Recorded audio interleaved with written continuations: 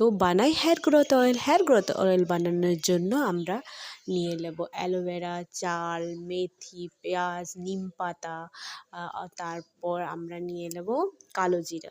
তো 1 কাপ পরিমাণ সর্ষের তেল নেব। সর্ষের তেলের মধ্যে আমরা সব মিশিয়ে নেব আর 1 কাপ পরিমাণ নারকেল তেল নেব। তো তার মধ্যে গ্যাসটা আমরা লো ফ্লেমে 20 মিনিট পাকিয়ে নেব, যতক্ষণ এটা লো ফ্লেমে হবে। পুরো লো ফ্লেমে করতে হবে, তাহলে তেলটা খুবই ভালো কাজ হবে।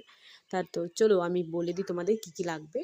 তো তার মধ্যে লাগবে অ্যালোভেরা, নিম পাতা, কালো জিরা আর মেথিটা বেটে নিতে হবে। চাল 2 চামচ মেথি, 2 চামচ চাল পুরো বেটে নেব ভিজিয়ে।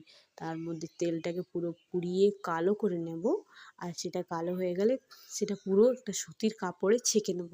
ছেঁকে একটা কাচের বোতলে আমরা স্টোর করে রাখবো। এটা আমরা সপ্তাহে 2 দিন 3 দিন ইউজ করতে পারি। আমরা যেদিনই শ্যাম্পু করবো তার আগে এটা 2 ঘন্টা আগে লাগিয়ে তারপর শ্যাম্পু করলেও হবে, কি আমরা একদিন আগে লাগিয়ে রাখলেও হবে।